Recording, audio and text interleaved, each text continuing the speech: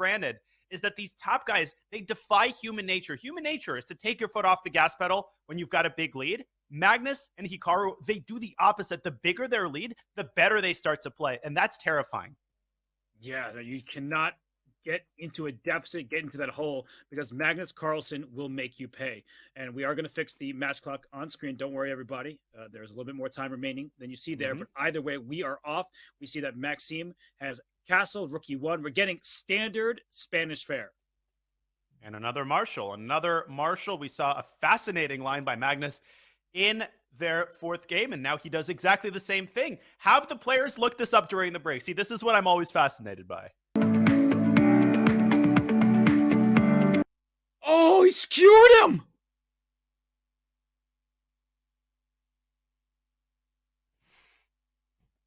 There are no words. He just skewered him. Here we go. Tomorrow, Sunday, Nakamura versus Carlsen. So they won their semifinals on Speed Chess Championship, and the showdown is next. As you can see on the bracket, Nakamura defeated Nihal Sarin and before that, Aronian. On the right side, Carlsen took down Caruana and MVR. So now, Hikaru versus Magnus. Who will win? Let's preview the openings.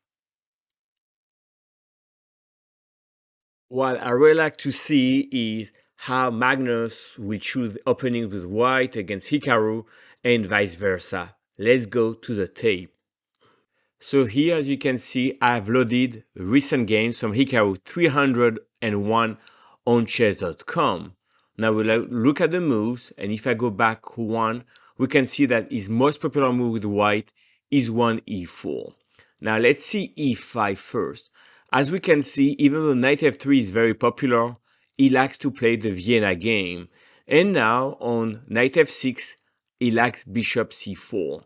And if you take like that, he likes queen h5, and here bishop b3, and is very dangerous in this opening like that. He can play the knight on e3 or e2, and he wins a lot. That's a bit surprising because on knight f3, I may think that you play rook e8 like that, threatening check, but I guess you're in time to castle and play a nice game with the white pieces right here. So bishop c4, he likes that a lot, and on knight c6 here, he also likes bishop c4. On the right side, you can see 6 wins, 3 draws, 1 loss. He's scoring very, very well. Performance of 3-1-2-3 on the top side. So anyway, very exciting to see how he plays 1e4. And now let's see some other stuff. On c5, he likes knight f3 and knight c3. So on the Sicilian, of course here he likes the Grand Prix attack. I have videos on my channel covering Hikaru's choice there. And if you play d6, he also play f4, and then on knight c6, he develops like that, and on g6, he put the bishop on b5 and has a nice game. Now, on knight f3, on d6, very interesting, he can play the main line, and here, surprise, he doesn't take with the knight. That would be the normal, I would say, theory, but he goes for queen d4, and if you attack the queen, he pins the knight, take over here, and he simply develops, and once again, he has 5 wins and 1 draw in this position. If we carry on a little bit, he likes to play queen d3 and a queen a5, long castle. So he likes to play aggressively this system, queen d4. Alright, now against the French, he can play a bunch of systems, let's see, knight c3, and here he plays knight f3. That's kind of interesting, and he goes like that, and let's see 2 games. He can play queen e2 or d4. He can also play against the French the regular line 92 called the Tarrasch variation. Alright, and now my favorite, I like to see how he play against, let's say, d6. So here we have something like G6, and that would be the Perk's defense. And he played Firouzja. So let's see this game, how he played Firouzja. Queen D2, C6, all normal, F3, B5, long castle, very aggressive. Let's see how he played that game.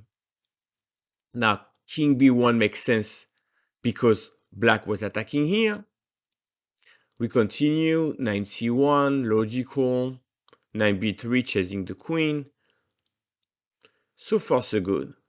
Now, Knight F4, that's very important because you attack the bishop. E5, attacking in the center. Now, he plays like that. Now, the queen is attacked. Queen D4, nice move.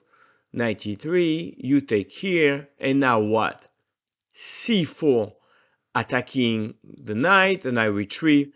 And now, Knight C5, Queen A5, Knight B7, attacking here. And if the queen moves, we have Queen D8 and Rook D8. So in a nutshell, I wouldn't recommend, if I were Magnus, to play the Perk's defense. So as we can see here, he has a lot of good openings against E4. But I'll finish this little tour by looking at Knight E3 D5, and he used to play a lot of B3 and followed by Bishop B2, but lately he's been playing G3, Bishop G2, and here he played the King's Indian attack. Once again, that's one of my favorite openings on my channel. I have a lot of KIA, King's Indian attack. We can see here, once again, 3,225 performance here for Hikaru, scoring 83% of the time. Excellent repertoire for white. Now, we've seen Hikaru in action. We have to see how he stacks up versus Magnus. So this was Hikaru with white. Now, let's check Magnus.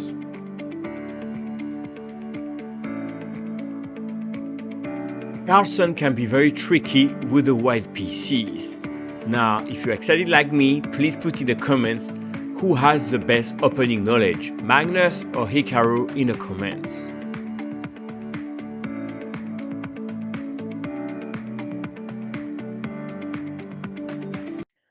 As you can see here on screen, I've loaded recent game from Magnus Carlsen play on chess.com, 303, so exact same amount as Hikaru. Now let's see what he does. And his favorite move is E4. Now on E5, what he likes to do is Knight F3, playing the Spanish opening, also called Ruy Lopez. And here we can see that Magnus play almost like he would play in a classical game. Play very standard opening, and here he can do A4, but he can also do C3. He can play pretty much H3. He can play whatever he wants, and in here his stats are also pretty good.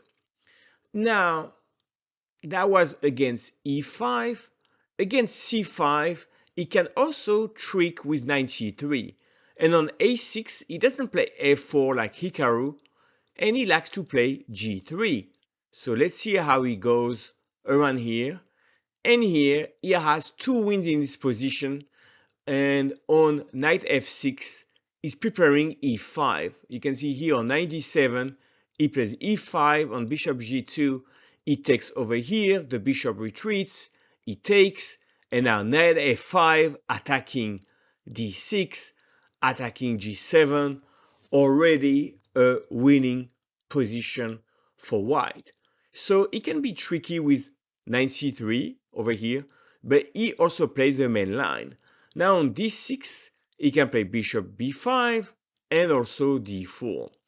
We've seen that Hikaru likes Queen D4. That's something that Magnus can do, but he prefers to play the main line. Now, the number one variation of Sicilian this day, Najdorf, and here he can play a lot of moves, but his favorite move is bishop e2. It's worth seeing how he plays that. And here he plays a positional kind of chess. Bishop e6, he takes, and now can play knight d5 or castle. Let's see castle, queen d2. Now bishop retreats. He likes the knight on d5.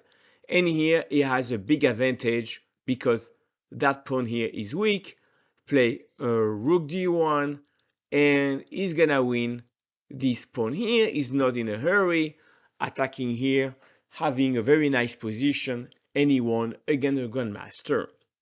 So we can see here that kind of similar opening, knight c3, knight f3, and he can also play some side line. Very good results against these moves. Now, it's worth mentioning that I like to see how he does against the modern defense, right? So here, he can play very positional. Let's see, knight c3. This is modern. And here, there's a lot of different moves. But here, he doesn't castle long like Hikaru, but he plays more positional chess. Gonna continue a few moves.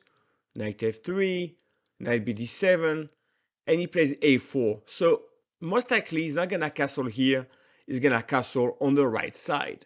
Let's continue. Bishop g3, very positional here. And as I said, short castle, that's his style. Now, he was playing Grandmaster Daniel Naroditsky here, very strong Grandmaster in Blitz. Knight e2, the knight will go to g3. Positional chess, first he defends. And here, knight g3 with a very nice position for white. The knights are well positioned. The bishop are also good here. You can play bishop h6 here. I like that a lot with the white pieces. Now, as I said here, e4 is his main move. He can also play the main line against with 1d4. So here we can see that Magnus has a style. He plays the main openings. And here, I like to see how he does against the King's Indian defense. He likes to play very central chess, I would say principal chess, with the bishop here, the knight there, the queen's gonna go to d2, and he scores once again 3881, almost 4000 here. He's excellent against the King's Indian, and here he has very nice position, and he converted this position with the white pieces here. We can see here, very principled, is gonna attack here, very solid here, and that's the kind of chess that he plays. So now against e6, against the Nimzo, problem is he can play knight f3, a3, e3, queen c2. Can see he play queen c2 against Fabiano Caruana, but he can play knight f3 or a3, the so-called Semic variation you can see on the top left here, and he has excellent result as well. Now to finish, he can also play knight f3, d5, g3, just like Hikaru. Let's see how he does. And yes, we have here double fianchetto. Very positional game. Castle here. And here he played against Gukesh, against Sarana. And no matter what you try, very solid. He developed his pieces. You can see the two bishops here. The knight. So very quiet opening. The queen probably gonna go here. And he builds up the pressure and wins nicely. So once again here, 1e4, 1d4, knight f3, and Hikaru has to be prepared against all this opening. So that's for my recap. And now the big question, who is the favorite? Hikaru Nakamura or Magnus Carlsen? They will play in 5 minutes plus 1 second, 3 minutes plus 1 second, and 1 minute plus 1 second. So bullet chess, but always increments, so difficult to flag. So leave in the comments who is in your favorite for this match, the world champion Magnus Carlsen or the streamer and online legend Hikaru Nakamura. I see you in the next one.